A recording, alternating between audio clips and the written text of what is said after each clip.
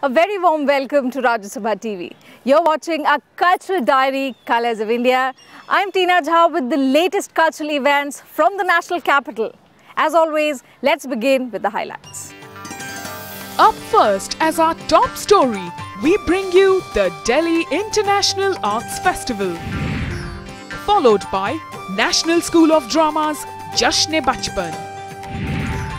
And finally, a rendezvous with debutant screenplay writer C.P. Surendran. Delhi is turning out to be a really cool cultural hub. Multiple events seize the city this November. So not to worry if you have missed a few events, as we here are loaded with the flashbacks. We begin by taking you to the opening ceremony of the 8th International Arts Festival.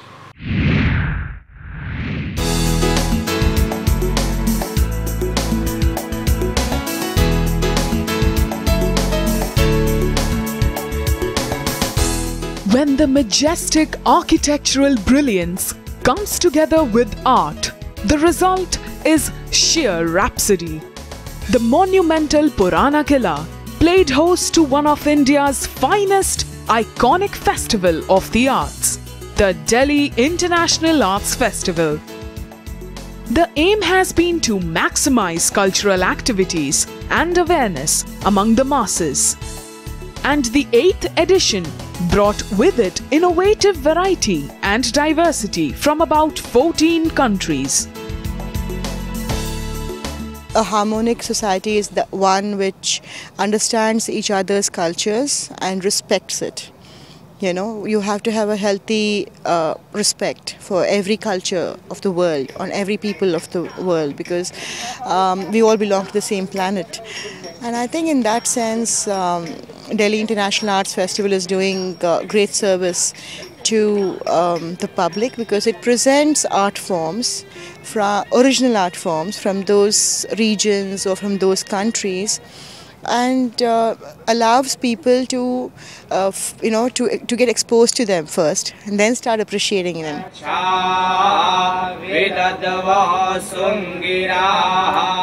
Echoing notes of ancient shlokas from the holy Hindu manuscripts eased away the silence at the old fort, marking the beginning of the festival.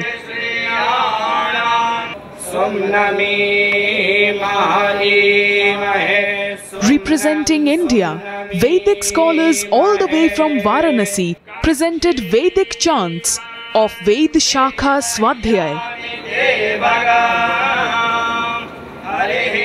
That the language is the language of the heart. The art touches the heart. So that is the message of this function.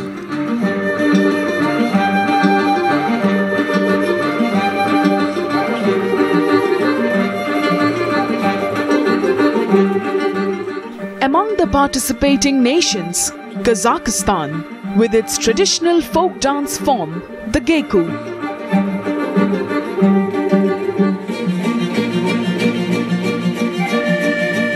Richly embroideried gowns, the ambience and color.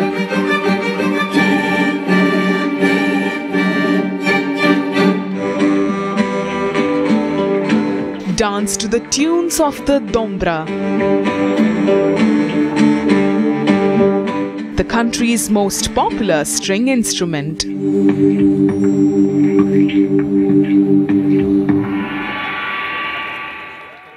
DF is a great festival, and I'm glad that a lot of countries, not only Indian groups, participate in this festival. So culture is a great mean maybe to combine together all the people together, you see, without any politics, without any economics orders or something like this, you see. Culture unites the nations.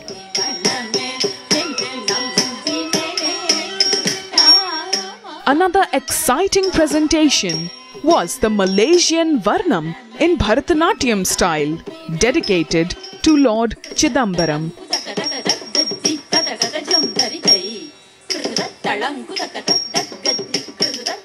The crisp movements and the agility enthrall.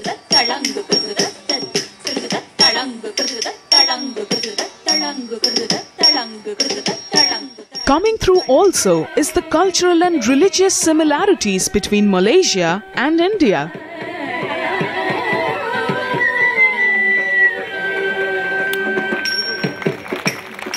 There has never been a Black Sea troupe, dancing troupe in India before.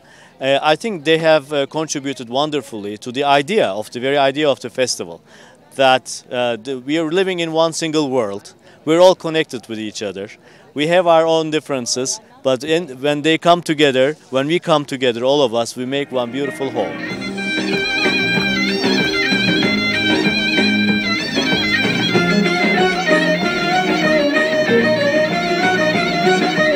The Turkish troupe at the Daif opening brought in a music and dance form native to the Black Sea region.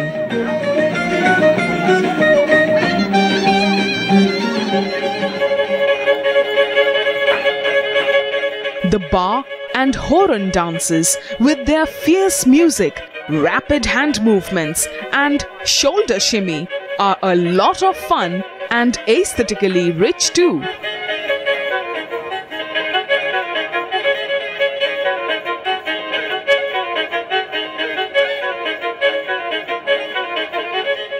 A rich precursor to an event that promises thrilling glimpses into diverse realms of art and culture.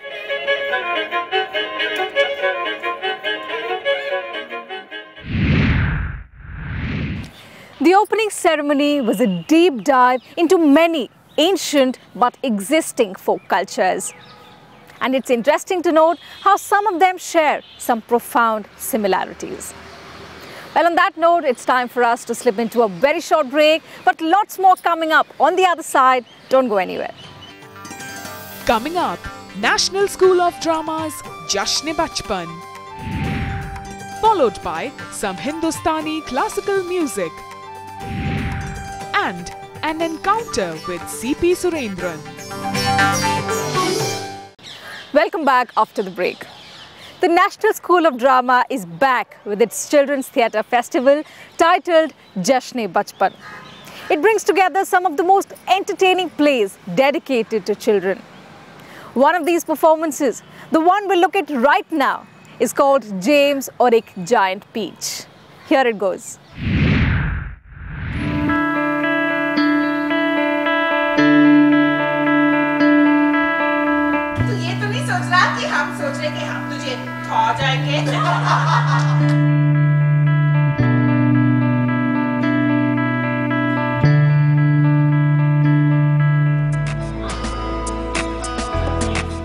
The Rainbow, the Fables, the world of fantasy, brought to life in production by Theatre in Education, TIE, under the NST umbrella. Yes. Oh, but wait! Who will clean up all this? And this play, James or Ek Giant Peach, inspired by the Roald Dahl classic, takes entertainment and excitement and the laugh riot to another level. Jashn-e Bachpan is the festival of children theatre or theatre for children, and it is started with the aim that we should provide a platform for children theatre expression or cultural expression. So that was first motive. Then simultaneously our Theatre in Education company, which is dedicated to children theatre and children theatre education. So we say that we have 2-3 kind of ways of doing children theatre. Is children theatre by children, children theatre by adults, and child doing something for adults.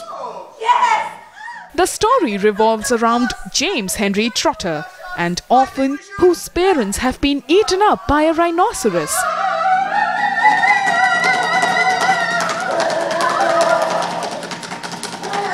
The youngster lives with his cruel aunts, originally Spiker and Sponge. First you killed your parents, now you want to kill us. We won't let you do that. Get up! Get up! He befriends human-like bugs who live inside a giant peach and who take the boy on a journey to New York City.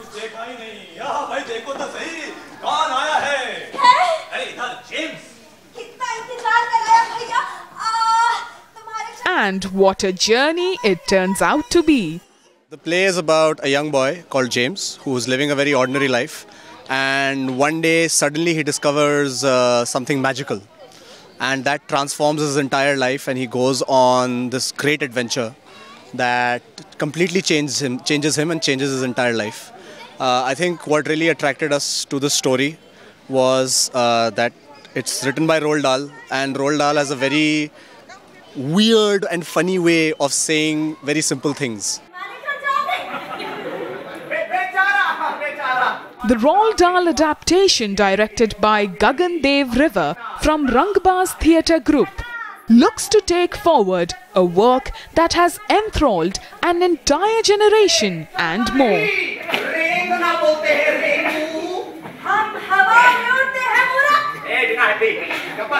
James and the Giant Peach has a more Indian look and feel, but retains the same magic, this time on stage. It was very good. The actors also performed very well, and I could understand each of their dialogues, and it was so enjoyable. Like, they called some children on the stage also, so it was so much fun. This particular play is one of the several at Jashn-e-Bachpan that have created a sensation as they celebrate some of the best children's flavor from literature down the decades. Plays like these give a whole new meaning to children's theatre. Well, moving on now from one form of the art to another. Indian classical music and dance unravel newer wonders with every performance, a reflection of their sheer depth and magic down the centuries. That same brilliance was witnessed on stage in Delhi recently in the form of Drupad Samaro, wonders to revel and delight in. Take a look.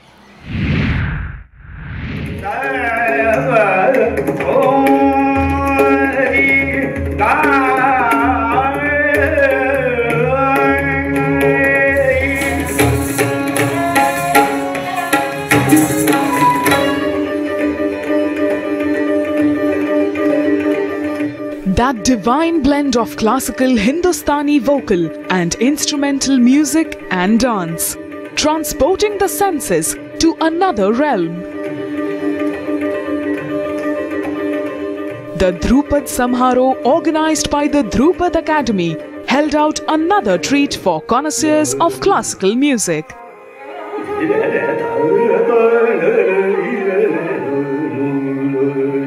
Pandit Uday Kumar Malik of the Darbhanga Gharana initiated proceedings with the Dhamar in Rag Marwar.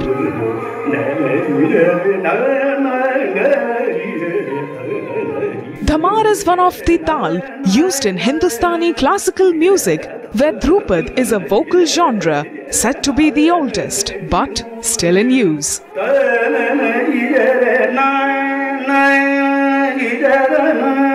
Pandit Uday Malik followed this with a Rachana, accompanied by Pandit Ravi Shankar Upadhyay on Pakhavaj, Pandit Goswami on Sarangi and Neeru on Tanpura. Classical music जो ध्रुपद है ये classical music की सबसे ये basic है और सबसे पुरानी विधा है जो सामवेद की ओम ऋचा से ध्रुपद की उत्पत्ति हुई है, तो ये मेन है। शास्त्रीय संगीत से ही सारी धारा जो है वो निकला है। संगीत के कोई भी हो, कोई भी विधा हो, वेस्टर्न भी लेते हैं तो वहाँ पे भी वो क्लासिकल ही टच करता है।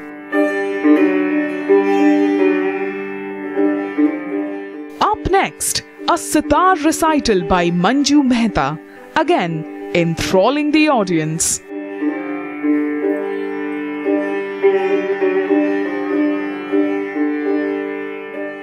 Mehta set the stage with Rag Jogeshwari, which is a blend of Rageshri and Jog. Since both parent ragas are to be played late at night, Jogeshwari is also a late night rag. Manju Mehta belongs to the well-known Bhatt family of Jaipur. She learnt classical music under Damodar Lal Kabra and Pandit Ravi Shankar. Sitar एक ऐसा साज है जो गाने के भी नज़दीक है और इंस्ट्रूमेंट के भी नज़दीक है। मतलब आप इसमें गायकी का भी प्रयोग कर सकते हैं और तंत्रकारी का भी प्रयोग कर सकते हैं। और हैंडलिंग के लिए सितार बहुत मुश्किल साज है, इसीलिए काफ़ी मुश्किल पड़ता है, काफ़ी साल साधना करनी पड़ती है जब उसमें कंट्रोल मीड़ का और सब आता है। जब तक आपको स्वर की नॉलेज नहीं है तब तक सितार बजाना बहुत मुश्किल है।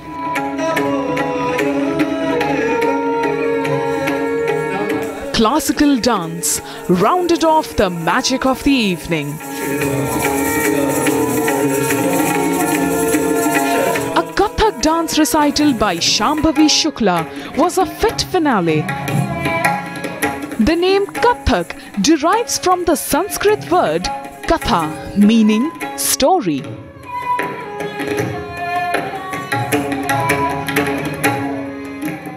The exponent Shambhavi is a disciple of Guru Rajendra Gangani of the Jaipur Gharana. The Jaipur Gharana style of Kathak is said to give greater importance to technical aspects of dance compared to Lucknow and Banaras Gharanas.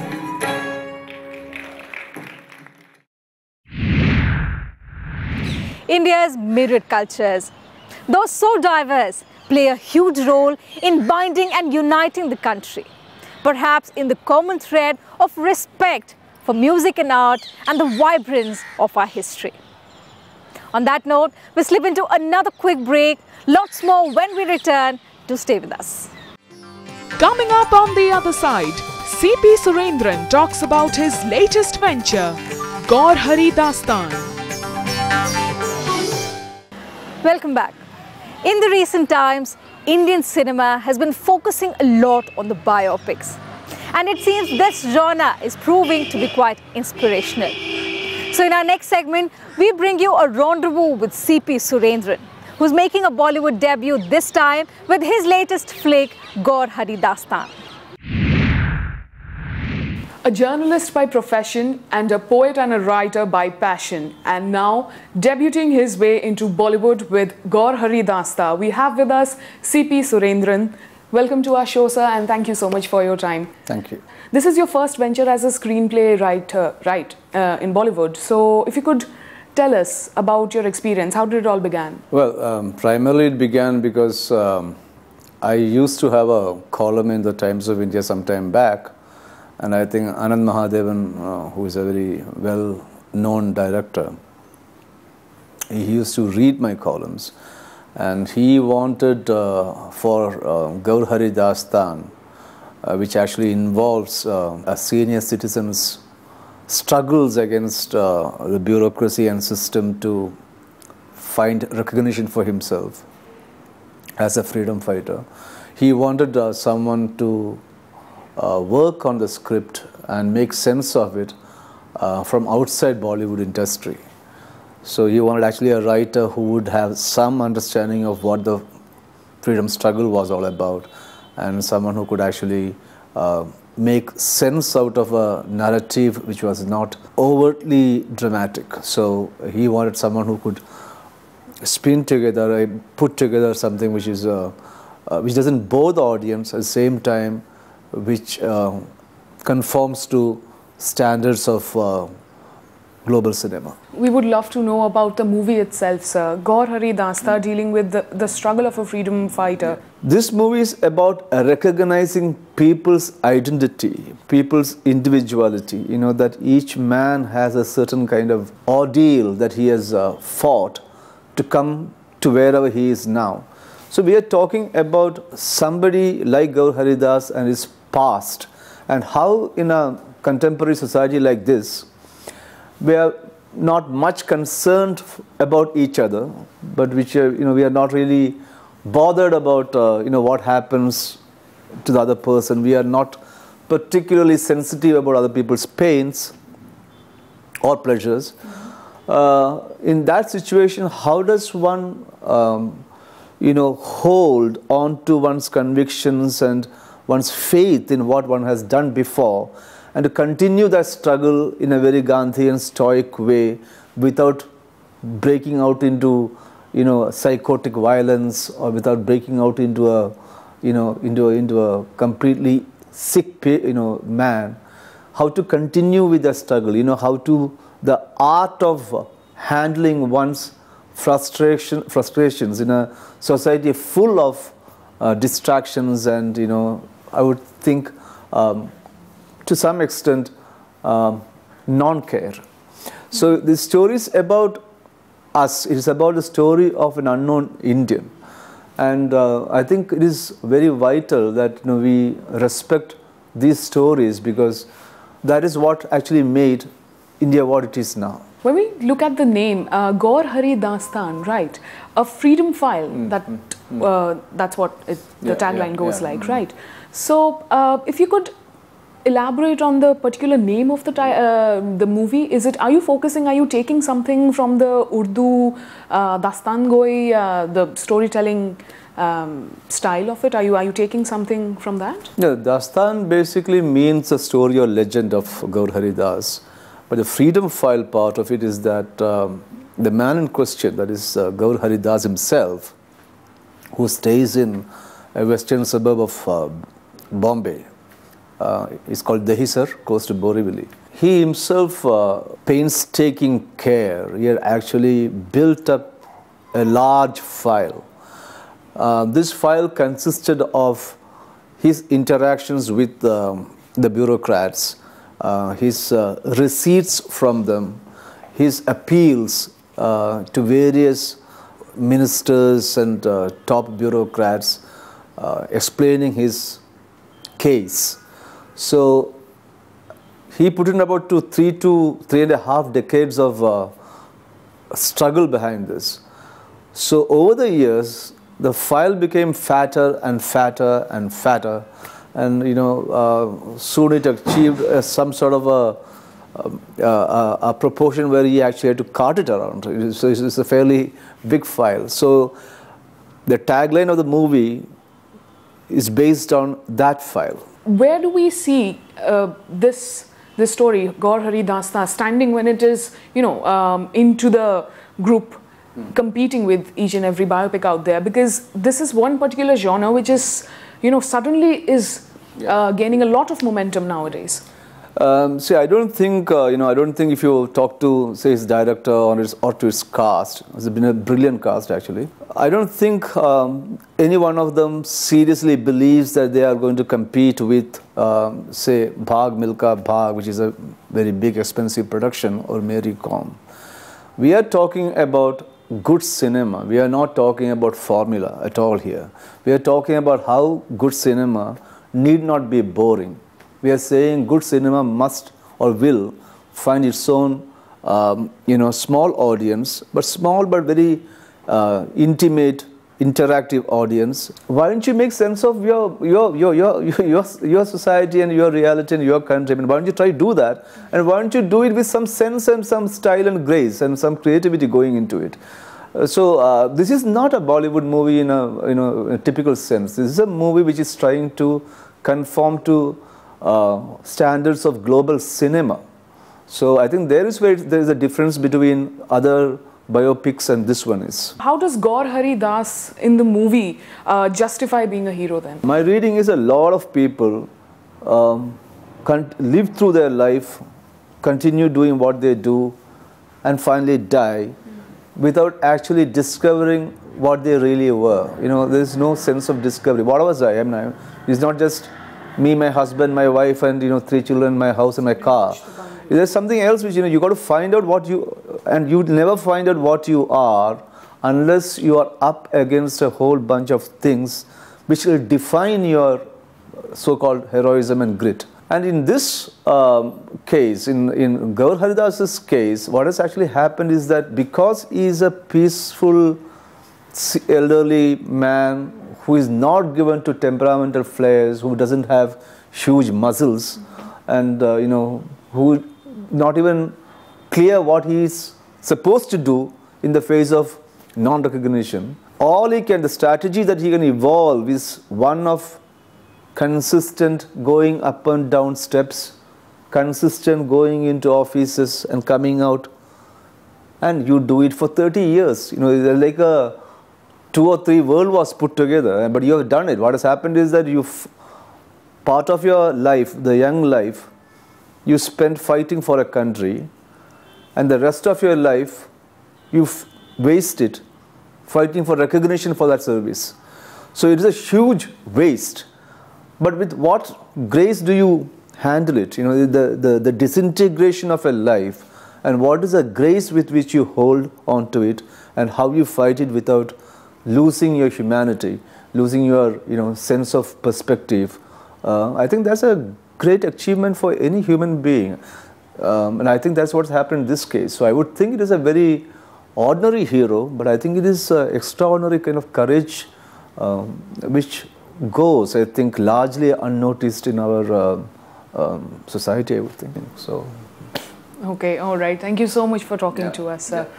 So this was C.P. Surendran with us talking about his latest movie, Gandhari Dasta. The idea that one belongs to the country first and then to the state is what C.P. Surendran's Dastan tries to highlight. Now, how much of an impact this idea is going to make on the audience remains to be seen. With that, it's time for me to wrap up this episode of Colors of India. But we promise to see you same time next week with another bunch of exciting stories. Until then, take very good care. Goodbye.